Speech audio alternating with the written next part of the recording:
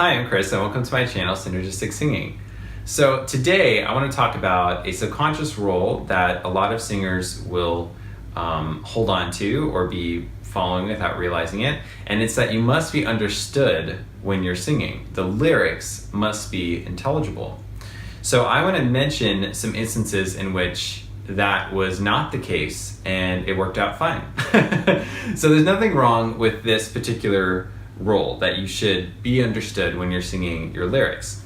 The trouble is, if you see it as a rule rather than an option, then sometimes that can actually hinder you from making the very sounds that you want to make and becoming the kind of artist that you want to be.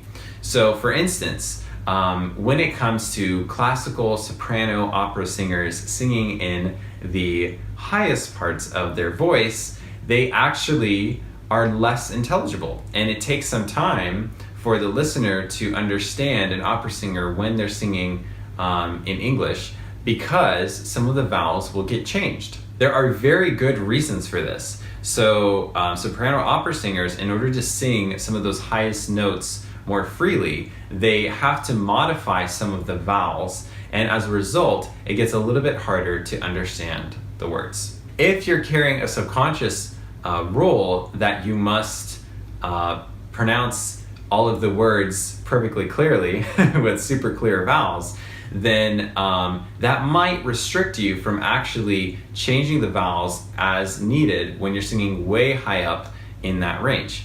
And it's actually very interesting as well, in that sometimes by purposely breaking that subconscious rule that a lot of people have about singing, you can create a whole new sound. So for instance, when you listen to Nirvana and you hear the lead singer, there are, I think there's an entire song where no one even knows what the lyrics were.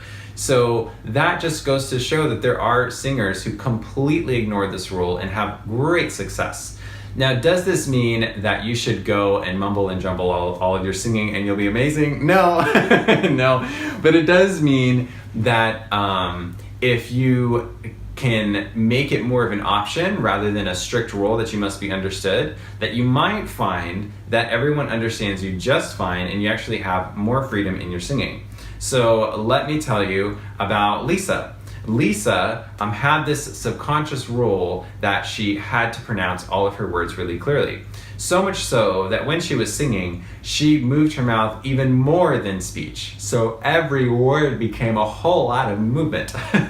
And so the first thing that I noticed was that was actually creating some extra tension, because that's a lot of extra movement that's not needed for singing. So I gave her a challenge, which was to try to actually mumble the words to the song.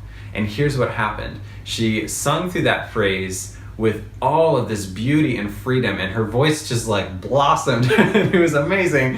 And not only that, but I understood every word perfectly. And there were things that she was doing in her voice that I didn't even hear before, because it was sort of covered up by the extra tension and movement going on top of the movements that were happening in the back. So this was a great example of when, for her, she had to think of underpronouncing and mumbling in order to get a lot of freedom and ease in her singing. And she didn't even mess up the words or have them unintelligible. So that's something you can totally find out for your singing. Watch yourself in the mirror as you sing, or you can video record yourself and see, how much am I moving in general when I'm singing? And if I tried to almost mumble my words, would it create more freedom, and would I still be clearly understood? Now, this varies tremendously from singer to singer. So you might try this out and realize that no, that doesn't help at all. And that's totally fine if that's the case. Because what I've noticed is I'll have some singers that come in, and when they speak, they're already going mumbling. And so when they're singing, they already aren't really moving very much. And so in that case, it would totally not be helpful for them. And then I've, of course, had other singers like Lisa where there was a lot of extra movement, because they were carrying this subconscious rule that, all the words have to be understood all the time. So this is another reason why I don't recommend thinking about singing in terms of rules and regulations, but instead trying to question all of those rules about singing and testing them out, because you might find whole other parts of your voice and all kinds of freedom in your singing as a result. For more videos like this, make sure to subscribe, and for voice lessons either online or my Austin, Texas studio, go to synergisticsinging.com/schedule a lesson. Thanks for watching.